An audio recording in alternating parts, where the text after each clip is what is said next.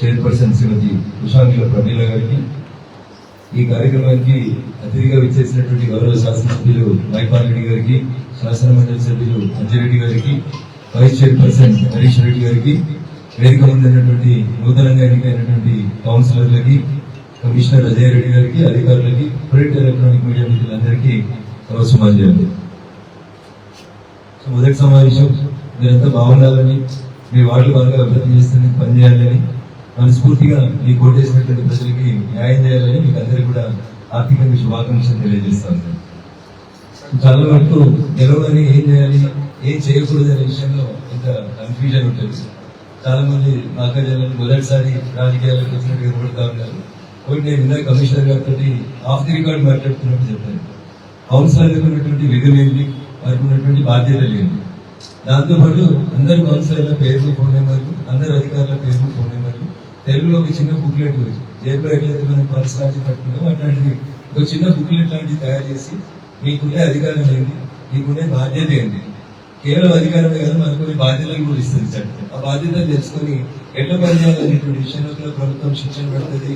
చాలా మంది శిక్షణ ఇస్తారు. ఆ పుస్తకాలు పెద్ద పెద్ద అంటే అవన్నీ చదవలేరు, కానీ చిన్నగా 2 పేజీలలో 1 నుంచి 10 పాయింట్లు మీకుండే అధికారం ఇది, మీకుండే బాధ్యతలు ఏమైనా ఒకసారి తెలుసుకోండి. దయచేసి అందరి నెంబర్లు పెట్టుకోండి, రెస్పెక్ట్ ఆఫీస్ అధికారులే, రోడ్ కౌన్సిలర్లే అందరికీ పెట్టుకోండి. ఆ రకంగా చేయడం వల్ల మీరు జనానికి మరింత దగ్గరగా ఉండడానికి అవకాశం. కొత్త మున్సిపాలిటీ చాలా కలలుగా ఉంటారు, చాలా మాటలు ఇచ్చి ఉంటారు, గెలిస్తే ఇది చేస్తాం అది చేస్తాం అని చేస్తారు చెప్పుంటారు. సో ముందుగా కామన్గా ఉండేటువంటి కొన్ని పనులని మీరు చేయాలని నేను విజ్ఞప్తి చేస్తాను. 5 పంచాయతీలు కలిసి ఒక మున్సిపాలిటీ అయింది. బేసికలీ ఇదంతా భవిష్యత్తులో హైదరాబాద్ కి ఒక వెలుగుసలాగా తెలిసేటువంటి ప్రాంతం. రింగ్ రోడ్డు పక్కన ఉంది, త్రిపులాకి లోపల వస్తూ ఉంటుంది, చాలా రకాలైనటువంటి భూ సమస్యలు వస్తాయి. ఇంతకుముందు ఉన్నటువంటి 5 పంచాయతీలలో నేను కమిషనర్ గారికి చెప్పినా మీకు కూడా చెప్తా ఉన్నాను, ఎందుకంటే డే టు డే యాక్టివిటీస్ లో ఉండేది మీరే. ఆ 5 గ్రామ పంచాయతీలలో గత 10 సంవత్సరాలుగా గ్రామ పంచాయతీకి అసలు అనుమతించడానికి లేఅవుట్ అనుమతించేటువంటి అధికారం గ్రామ పంచాయతీకి లేదు. గత 10 సంవత్సరాల నుంచి ఇదంతా హెచ్ఎండిఏ పరిధిలోకి వచ్చింది. కానీ అక్కడ ఉన్నటువంటి సర్పంచులు వేరు వేరు కారణాల వల్ల, రాజకీయ కారణాల వల్ల కావచ్చు, ఇతర ఒత్తిళ్ల వల్ల కావచ్చు, చాలా వరకు లేఅవుట్ పర్మిషన్ ఇచ్చినారు. ఐనోలో కానివ్వండి, ఇంద్రేశ్వరంలో కానివ్వండి, రామేశ్వరం మధ్య కానివ్వండి, చిన్న కన్యలో, పెద్ద కన్యలో. మీరు మీ ఏరియా కౌన్సిలర్గా మీరు మీ గ్రామ పంచాయతీ గత 10 సంవత్సరాలుగా అనాథరైజర్గా ఇచ్చిన లేఅవుట్ కాపీలన్నీ కమిషనర్ గారి దగ్గరికి చేరాలని చూడాలి ఫస్ట్. లేకపోతే ఏమైందంటే ఒక 6 నెలల తర్వాత ఒక ఆయన వస్తాడు, ఇది పాత సర్పంచ్ అంతిరెడ్డి గారు రామేశ్వరం గారి సర్పంచ్ ఇచ్చిన లేఅవుట్ అని ఒక దొంగ లేఅవుట్ కట్టుకొని వచ్చి దాని ప్లాట్ అమ్మే కార్యక్రమం చేస్తాను. అందుకని కమిషనర్ గారు ఇట్ ఈస్ యువర్ డ్యూటీ. మీరు ఛార్జ్ తీసుకున్న రోజే గ్రామ పంచాయతీలలో చూసినటువంటి లేఅవుట్ కాపీలన్నీ మీకు ఎవరి సమస్య మీకు భవిష్యత్తు ఇదే వస్తుంది. రోడ్లు వెడల్పు చేయలేము, కొత్త కాలనీలు చేయలేము, కొత్త కాలనీలు గేటెడ్ కమ్యూనిటీస్ వస్తాయి, అప్పుడు రకరకాలైనటువంటి అవసరాలు వస్తాయి. ఫస్ట్ పునాది సరిగ్గా మీరు ఎవరు చేస్తారు. అందుకని కౌన్సిలర్లుగా ఈ గ్రామ పంచాయతీలో పాత లేఅవుట్లు ఏంటి, ఆ లేఅవుట్ లో పార్క్ జాగైంది, గుడి జాగైంది, బడి జాగైంది, ఓపెన్ స్పేస్ అయింది. అనుమతించినాక ఆ ఊరు ఉన్న లీడర్లు ఎవరెవరు అమ్ముకున్నారా, మిగిలితే ఆ ఓపెన్ ప్లాట్ అన్నింటికి ఫస్ట్ మున్సిపల్ డబ్బులు పెట్టి ఫెన్సింగ్ వేయండి. ఎందుకంటే ఈ ప్లాట్లే భవిష్యత్తులో మనకు ఉపయోగం. పార్క్ చేస్తామా, స్కూల్ చేస్తామా, గుడి కడతామా, వాటిని దేనికి వాడుకోవాలనేది చట్టంలో ఉంటే దాని ప్రకారం చేయండి. ఇది మొదటి సూచన. ఎందుకంటే భవిష్యత్తులో మళ్ళీ మీకు రోజు ఇది కూడా ఉంటుంది. ఇక్కడ పాత లేఅవుట్ అని, కొత్త లేఅవుట్ అని, రెగ్యులరేషన్ అని, ఎల్ఆర్ఎస్ అని, బిఆర్ఎస్ అని, ఇవే పంచాయతీ. అందుకని మున్సిపల్ రికార్డ్స్ అన్ని కూడా దయచేసి అప్ టు డేట్ ఉండాలి. పాత 10 సంవత్సరాల్లో ఇచ్చిన సర్పంచుల లేఅవుట్లు అన్ని అనాథరైజ్డ్ లేఅవుట్లే కాబట్టి దయచేసి అవి హెచ్ఎండిఏలో రెగ్యులరైజ్ అయినాయి ఒకసారి చూడాలి కమిషనర్ గారు. మాకు కూడా మేము మాట్లాడేయండి, నెక్స్ట్ కౌన్సిలర్లకు ఇవ్వాలి, మాకు ఇవ్వాలి. నేను చెప్పిన ప్రశ్నలకి మీరు చేసిన పని కూడా నెక్స్ట్ మీటింగ్ సమాధానం అందరూ కౌన్సిలర్లు అనుకుంటున్నారు. రెండో మేజర్ సమస్య, మనందరినీ పట్టి పీడిస్తున్న సమస్య, భవిష్యత్తులో ప్రజలందరినీ పట్టి పీడించేటువంటి సమస్య ప్లాస్టిక్. దయచేసి మేమందరం చేదో యుద్ధం చేస్తాం, మోడీ గారు స్వచ్ఛ భారత్ అంటే ఏదో ఫోటోలు ఎగ్జామ్ పోతాం, అట్లా కాకుండా దయచేసి మీరు మీ వాటిలో ప్లాస్టిక్ వాడకుండా మీరు ఏం చేస్తున్నారని చూడండి. నేను ఇందాక మీ కమిషనర్ గారు ఒక నెంబర్ ఇచ్చాను.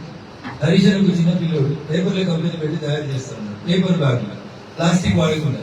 అలా 5 కిలోలు అయితే బాగా చిరిగిపోతుంది కదా, ప్లాస్టిక్ అయితే అల్లుకుంటుంది కదా అని ఒక అలవాటు స్టార్ట్ అయ్యింది. ఈ వారాంతం సందర్భం, వారం జరిగే సందర్భాలు కూడా ప్లాస్టిక్, మటన్ దుకాణం పోతే ప్లాస్టిక్, ఇంద్రేశ్వరం నుంచి రామేశ్వరం ఎవరినో ప్లీజింగ్ చేయడానికి, ఎవరికో గొప్ప అని చెప్పించుకోవడానికి పనిచేయాల్సిన అవసరం లేదు. ఓటేసి ప్రజలు మీరు లీడర్, మీ ఏరియాని మీరు ఎట్లా కాపాడుతారంటే మీరు నిర్ణయం తీసుకోవాలి. దానికి ఏమనుకుంటాడు, ఆయన ఏమనుకుంటాడు, అంజిరెడ్డి గారు ఏమనుకుంటారు, అంజిరెడ్డి గారు ఏమనుకుంటారు, ఎవరేమనుకోరు. ఈ ఏరియాకి నువ్వు రాజు, ఒక ఊరికి రాజు, ఇంకో ఊరికి మస్తూరు. నీ ఊరికి నువ్వే రాజు. అందుకని నీ ఊరు ఎట్లా ఉండాలనేది నువ్వు నిర్ణయించుకోవాలి. సో ప్లాస్టిక్ తీసేయడానికి హరీష్ అనే ఒక అబ్బాయి ఒక చిన్న పేపర్ల కంపెనీ పెట్టి మార్కెట్ లో కిలో కూరగాయలు కొనుక్కుంటే ఆ కూరగాయలు అమ్మేటప్పుడు కూడా ప్లాస్టిక్ లో వేసే బదులు పేపర్ కవర్ వేయడానికి ఒక కొత్త ఇండస్ట్రీ స్టార్ట్ అయింది. 50 పైసలు, 60 పైసలు, 70 పైసలు ఒక రూపాయి. కొనుక్కున్న వాళ్ళ మీద భారం వేయకుండా మనకు కొన్ని ఫ్రీగా సప్లై చేయండి.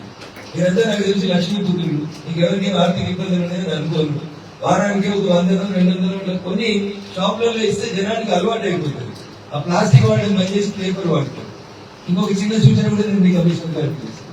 గుంటూరు మున్సిపల్ కార్పొరేషన్ లో ఒక ఇన్నోవేటివ్ ప్రాజెక్ట్ పెట్టింది. అనుకున్నది ఇద్దరు చదువుకున్న ఇంజనీరింగ్ గ్రాడ్యుయేట్స్ వచ్చి ఊర్లో వచ్చిన మొత్తం చెత్తను వాళ్ళే అయిపోతుంది. అందులో ప్లాస్టిక్ ని సెపరేట్ చేస్తారు. చేసి ఆ ప్లాస్టిక్ నుంచి డీజిల్ తయారు చేసేది మీకు ఎప్పుడైనా స్టడీ టూర్ పెడితే మీ కమిషనర్ గారిని అడిగి గుంటూరు మున్సిపల్ కార్పొరేషన్ కమిషనర్ గారితో మాట్లాడి స్టడీ టూర్ కింద పోయి మనమంతా చెత్త తీసుకుపోయి ఒక దగ్గర పడేస్తాం కదా, ఆ చెత్త నుంచి ప్లాస్టిక్ అంతా మనం తీసుకుపోయి దాని నుంచి డీజిల్ తయారు చేస్తాం. వాళ్ళు అడుగుతుంది ఒక 1/2 acre ప్లేస్, 1 acre ప్లేస్ ఇస్తే వాళ్ళే మొత్తం కంపెనీ పెడతారు, మొత్తం డీజిల్ తయారు చేస్తారు. ఇప్పుడు సిద్దిపేట మున్సిపాలిటీకి ప్రపోజల్ రెడీ అయింది. సిద్దిపేట కలెక్టర్ కొంచెం ఇనిషియేటివ్ తీసుకున్నారు. పర్ డే 5,000 లీటర్ల డీజిల్ వస్తుంది. మీరు దాన్ని ఏమైనా తీసుకొని మీరు ట్రాక్టర్లు ఉంటాయి కదా, ట్రాక్టర్లకు ఇతర వాడుకునేటువంటి కార్యక్రమం చేసుకుంటే పుణ్యం పురుషోత్తం 2 రావడానికి ఆస్కారం ఉంటుంది. అదొకసారి స్టడీ చేయండి. మీరు ఇందాక అన్నట్టు ఇస్నాపూర్ కి ఇంద్రేషన్ కి మధ్య ఏదైనా పెద్ద ప్లాంట్ పెట్టుకుంటే ఉంటే 2 మున్సిపాలిటీల కలిసి కొంచెం పెద్ద ప్లాంట్ పెడితే ఆ ఇద్దరు ఇంజనీరింగ్ పిల్లలు కూడా ఉపయోగపడేది. సాధ్యమైనంత వరకు మీరు ప్లాస్టిక్ ని బ్యాన్ చేయండి. బ్యాన్ చేయకపోతే క్యాన్సర్ ఎప్పుడు ఎవరైనా ఎట్లా తీసుకుపోతుందో తెలియనటువంటి రీతిలో కూడా క్యాన్సర్ మహమ్మారి ప్రపంచాన్ని ఇబ్బంది పెడతామని. కాబట్టి 2-3 మంచి మాటలు సాధ్యమైన చోట్ల మీరుండే కాలేజీలలో సాధ్యమైనంత ఎక్కువ జూన్ 1st వారంలో హరితహారం అని పెట్టి మీ కోటేశ్వరం ప్రతి ఇంటికి 2 చెట్లు మీరే సప్లై చేసి వాళ్ళతో మొక్కలు నాటేటువంటి కొన్ని మంచి కార్యక్రమాలు చేస్తే కొన్ని మా కౌన్సిలర్స్ మంచిగా చేస్తున్నాడు అని అనుకోవడానికి ఒక భావన కల్పిస్తున్నారు. అజంప్షన్స్ అండ్ ప్రిజంప్షన్స్ మీదనే డెమోక్రసీ బిల్డ్ అవుతుంది. మావాడు మంచోడు అని ఇద్దరు అన్ను స్టార్ట్ చేస్తే 100 మందికి పోతుంది. మా కౌన్సిలర్ ఫోన్ చేస్తే ఫోన్ అవుతాడు, అదే స్టార్ట్ అవుతున్నాడు, దేవనే స్టార్ట్ అవుతుంది. ఇక వీడు చెడ్డోడు, దుర్మార్గుడు, వీడు ఓన్లీ లేఅవుట్ వెనకాల తిరుగుతున్నాడు, పర్మిషన్ వెనకాల తిరుగుతున్నాడు, పైసల కోసమే తిరుగుతున్నాడు. దయచేసి ఇటువంటి చెడ్డ పని చేసుకోకండి. వచ్చినప్పుడు అవే వస్తాయి, ఏ రకంగా వచ్చేటంటే ఆ రకంగా వస్తాయి. మీకు ఎంత వచ్చేదంటే గంటే వస్తాయి. ఎందుకంటే శివుడు ఆజ్ఞ లేకపోతే చీముడు అన్నది. కాబట్టి ఎంత రావాలో అంతే వస్తుంది, ఏం జరగాలో అదే జరుగుతుంది. కాబట్టి ఈ 3 మంచి వాక్యాలతో మీరు భవిష్యత్తులో మంచి లీడర్లు ఎదగాలని, ఇంగ్లీష్ మున్సిపాలిటీకి మంచి పేరు తీసుకురావాలని అందరూ కూడా మనస్ఫూర్తిగా మరొకసారి శుభాకాంక్షలు, అభినందనలు తెలియజేస్తూ భవిష్యత్తులో మేము వచ్చినప్పుడు నేను చెప్పిన ఈ 3-4 మాటల్ని మీరు ఆచరణలో పెట్టాలని, పెడతారని మనస్ఫూర్తిగా కోరుకుంటూ సెలవు తీసుకుంటాను. జై హింద్, జై భారత్.